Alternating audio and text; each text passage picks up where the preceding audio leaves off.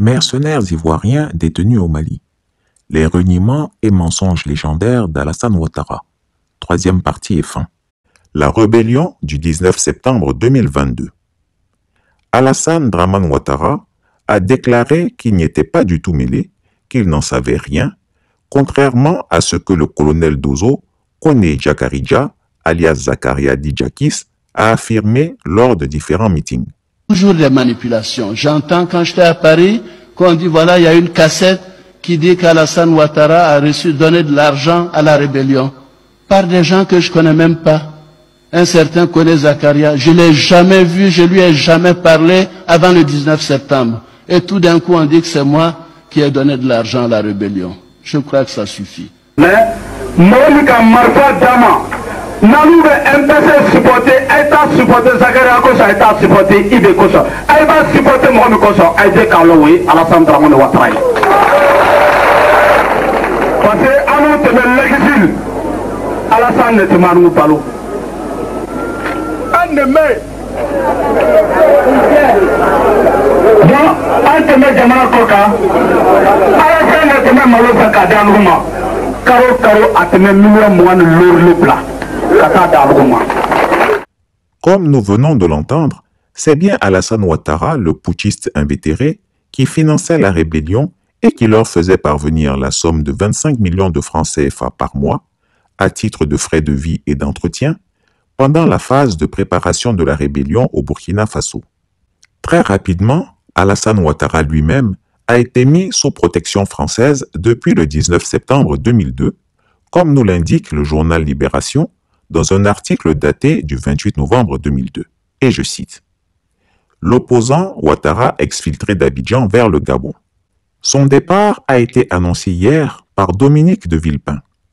Alassane Ouattara, le principal opposant au régime du président Laurent Gbagbo, a quitté hier après-midi la résidence de l'ambassadeur de France à Abidjan, où il était réfugié depuis le 19 septembre, date du début de la crise ivoirienne. Le départ inopiné du président du Rassemblement des Républicains, RDR, accusé quotidiennement par la presse pro-gouvernementale d'être le cerveau de la rébellion, a été annoncé par le ministre français des Affaires étrangères, Dominique de Villepin, en visite hier à Abidjan. Accompagné de son épouse, Ouattara a quitté la résidence de l'ambassadeur Renaud Vignal sous protection militaire française avant d'embarquer à bord d'un hélicoptère pour le Gabon. Villepin a tenu à préciser que le départ du président du RDR a été fait en accord avec le président Gbagbo. Alassane Ouattara a été désigné comme le commanditaire ou le financier de cette tentative de coup d'État, y compris par la presse française. Le quotidien français Le Monde du 11 octobre 2002 a écrit un article décrivant le vrai visage de la rébellion, dont la base arrière est le Burkina Faso, et qui a agi pour le compte d'un État et d'un homme politique ivoirien. Nous sommes venus dans les MPC, là, nous les jeunes là, c'est Boado, blabla. Soro a été manipulé, ça ne vient pas de lui-même de décider, de dire que non, il faut écarter IB ou quoi, non. C'est pourquoi je tiens toujours je m'appuie là-dessus pour dire toujours que Soro et moi, nous devons faire l'effort à nous entendre pour ne pas laisser notre objectif tomber totalement dans la boue. La rébellion du 19 septembre 2002 a permis le retour du RDR au gouvernement de coalition du 5 août 2003 avec 4 ministères et non des moindres. Ce retour du RDR avait été précédé par la reconnaissance de la nationalité ivoirienne à Alassane Ouattara, lui qui avait été écarté de la présidentielle d'octobre 2000 et des élections législatives de décembre de la même année pour nationalité douteuse. Je pense que c'est tout simplement un problème de pouvoir. Je suis né au centre de la Côte d'Ivoire. Mon père et ma mère sont ivoiriens d'origine. Oui, j'ai fait une partie de mes études en Haute-Volta, alors que mon père y exerçait ses fonctions de chef traditionnel. Oui, j'ai représenté ce pays dans des institutions régionales et internationales et j'en suis heureux. Puisque les résultats des investigations menées par la juridiction constitutionnelle permettent d'établir que celui-ci n'a eu cesse de se réclamer de la nationalité voltaïque ou burkinabé avant et après son apparition en Côte d'Ivoire en 1982.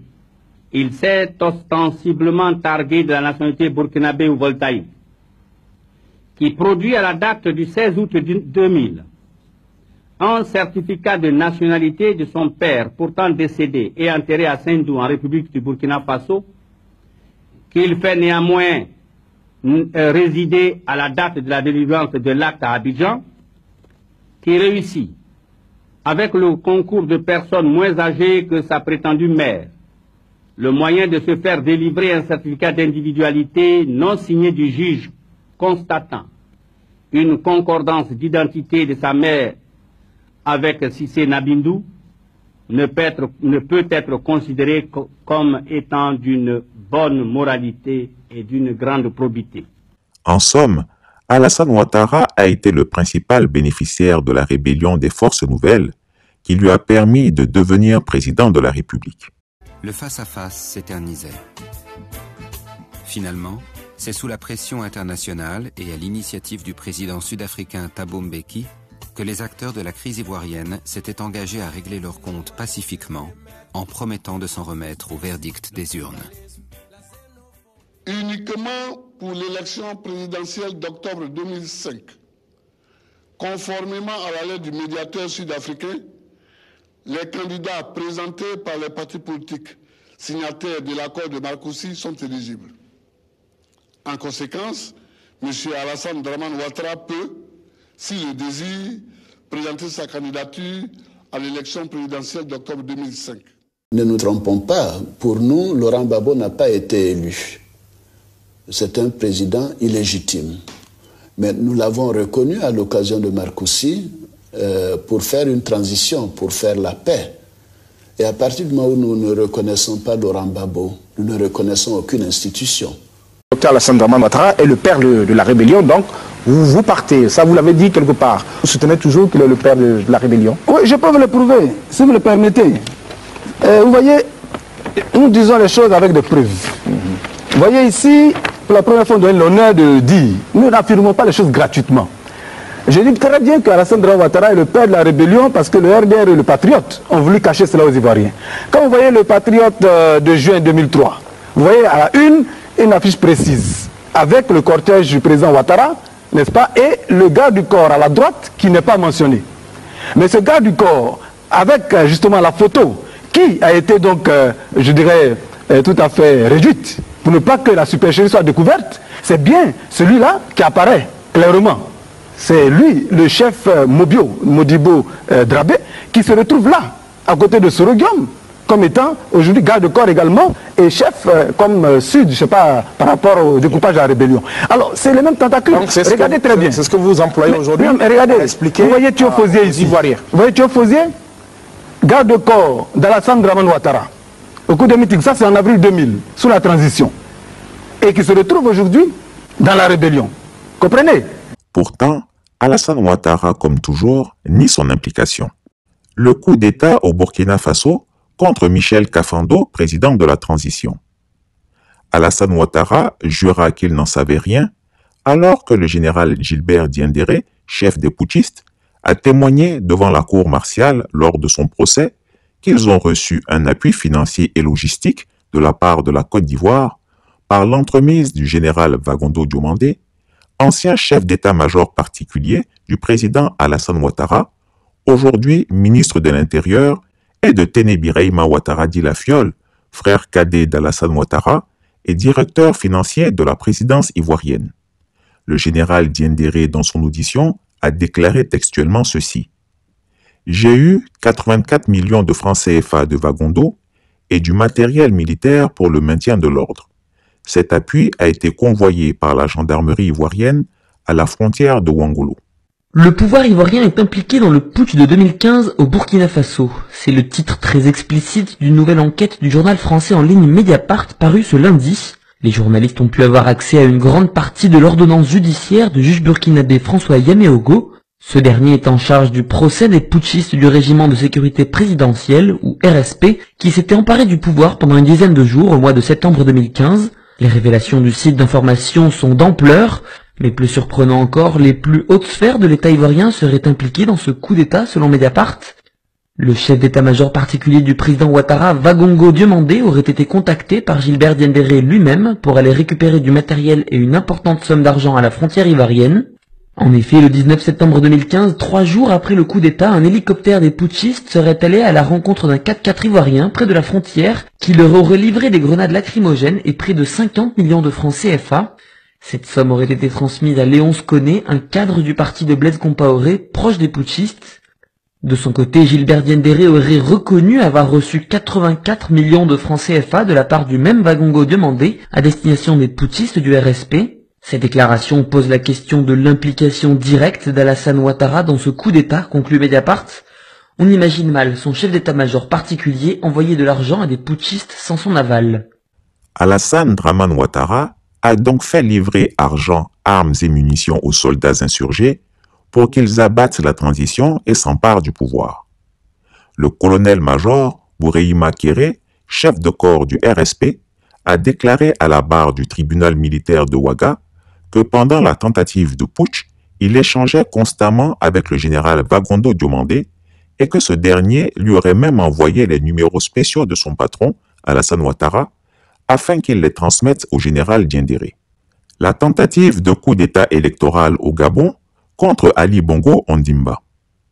Lors de la présidentielle de 2016 au Gabon, Alassane Ouattara a pris fait et cause pour l'opposant Jean Ping, au détriment du candidat Ali Bongo Ondimba, dont la famille lui avait pourtant apporté aide et assistance quand il était un opposant démuni et miséreux, errant de capitale en capitale pour tendre la sébile au chef d'État.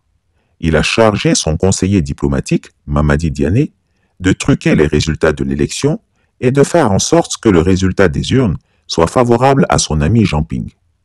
Mamadi Diané a ainsi instruit des hackers ivoiriens au Gabon pour pirater les serveurs de la commission électorale et diffuser de faux procès-verbaux donnant le candidat Ping largement vainqueur grâce à une application pirate dénommée Regab. Ainsi, les hackers ivoiriens Yo Siifoa et Koulibaly Zie Aboubakar ont été introduits au Gabon par Diané et ont commencé à s'attaquer aux systèmes informatiques locaux, y compris les serveurs gouvernementaux, selon le porte-parole de la présidence. La seconde ingérence. Je vous parlais d'ingérence multiple. Hier, le ministère de la Défense nationale dénonçait l'ingérence de hackers ivoiriens commettant des violations graves de notre souveraineté numérique au travers de l'application appelée Regab. Aujourd'hui, nous avons une preuve tangible et irréfutable mettant en cause M. Jean Ping et M. Mamadi Diané. Ce dernier est conseiller du président de la République de Côte d'Ivoire dans un complot visant à faire démissionner ce jour des membres de la CENAP par corruption. Cette tentative de déstabilisation d'un organe essentiel à l'État en provenance d'une puissance étrangère amie est inacceptable. Par la corruption, Mamadi Diané s'est également fortement impliqué dans le processus de démission en masse de membres de la Commission électorale nationale autonome et permanente. Ceci pour dire que Jean Ping a gagné et que le pouvoir tripatouille les résultats. Des écoutes téléphoniques ont permis de mettre à jour le complot et la Côte d'Ivoire a été interpellée. Allô? Oui, allô, mon frère. Oui? Diané, comment va? Oui, j'ai reçu le papier, on va l'envoyer. Non, attends, il y a autre chose, plus important. Il faut que tu réussisses à avoir 2 ou 3 personnes de la commission électorale qui déclarent qu'il y a trop de situation, ils démissionnent. Oui. Tu comprends? Ça va mettre la pagaille totale. Si on peut faire ça ce soir, ça va être extraordinaire. On va voir ça. Oui. Hein? Ok. C'est qu'il faut. Ok, merci. Faisant semblant de réagir, Alassane Ouattara a démis Mamadi Diané de ses fonctions de conseiller spécial à la présidence le 30 août 2016 et a fait publier le communiqué suivant. Communiqué de la présidence de la République de Côte d'Ivoire. Suite aux informations relatives à l'ingérence de M. Mamadi Diané dans le processus électoral de la République sœur du Gabon, il a mis fin à ses fonctions de conseiller spécial à la présidence de la République de Côte d'Ivoire à compter de ce jour. La présidence de la République condamne cet acte d'ingérence et rassure les autorités et le peuple gabonais qu'elle tient au strict respect de la souveraineté de la République gabonaise. La présidence de la République de Côte d'Ivoire réaffirme sa ferme volonté de tout mettre en œuvre pour continuer à préserver les liens d'amitié et de fraternité qui ont toujours existé entre les deux pays. Fait à Abidjan le mardi 30 août 2016. Pris la main dans le sac, Alassane Ouattara a choisi de sacrifier son ami et soutien financier de longue date pour éviter d'être impliqué dans cette opération qu'il a commanditée de bout en bout. Les deux coups d'État avortés en Guinée-Bissau, 2020 et 2022. Commençons par le dernier. Le président de la Guinée-Bissau, Umaru Sissoco Embalo, a échappé mardi 1er février 2022 à une tentative de coup d'État qui a fait de nombreux morts. Les insurgés ont attaqué la présidence pendant un conseil des ministres réunissant la totalité du gouvernement. Il s'agissait de tuer le président de la République et tout le cabinet, selon les déclarations du chef d'État bissau-guinéen. Des arrestations ont été effectuées au sein de l'armée, notamment l'ancien chef d'état-major, connu pour être un narcotrafiquant notoire et des civils. Ce que l'on pense être une tentative de coup d'État en Guinée-Bissau a échoué. Après avoir échappé mardi à un coup de force, le président Umaru Sissoco Embalo a déclaré aux journalistes que la situation était sous contrôle, qualifiant cette tentative d'attaque ratée contre la démocratie. Lors de l'avant-première du Conseil des ministres, je n'aurais jamais pu imaginer que le président de la République, le commandant suprême des forces armées, le Premier ministre et tous les autres membres du gouvernement soient surpris par des tirs d'artillerie lourde, de mitrailleuses et d'AK-47. La fusillade a duré 5 heures afin de secourir le commandant suprême.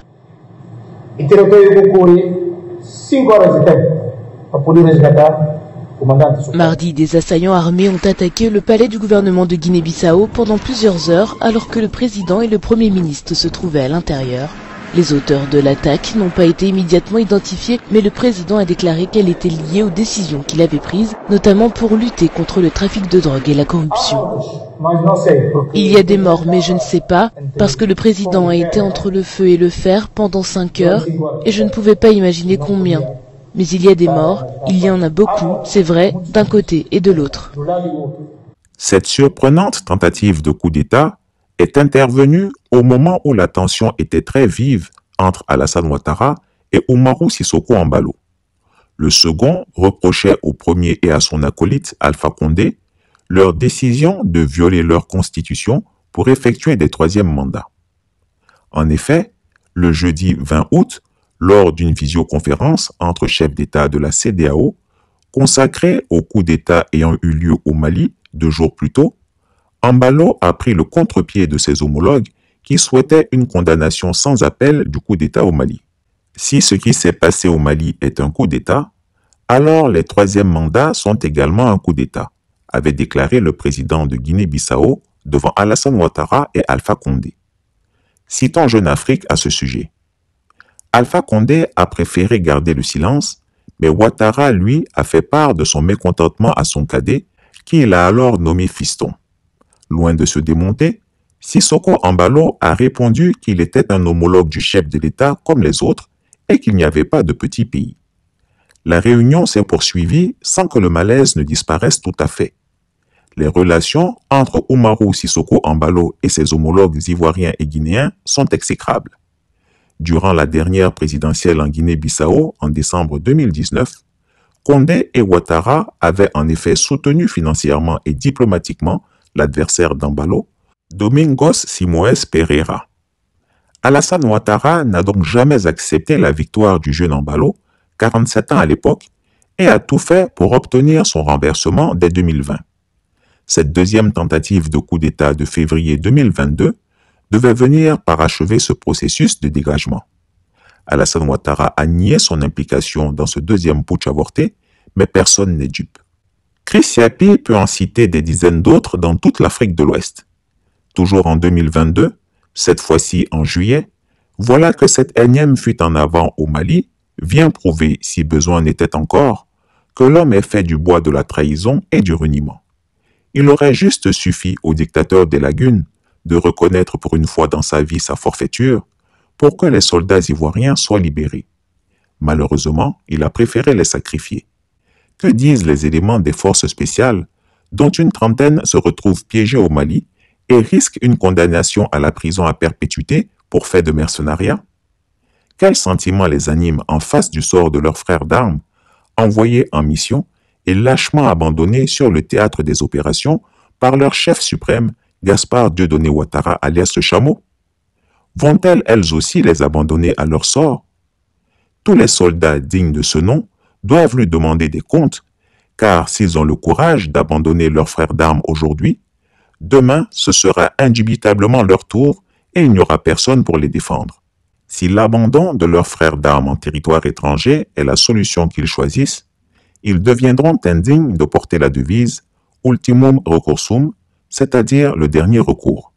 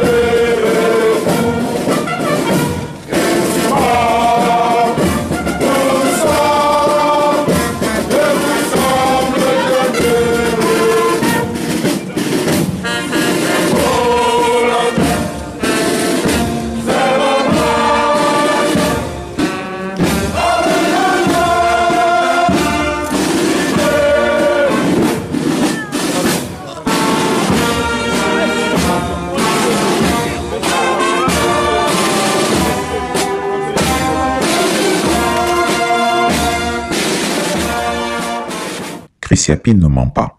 Retrouvez Chris Yapi sur ses deux chaînes YouTube, sa chaîne Dailymotion, Instagram et VK.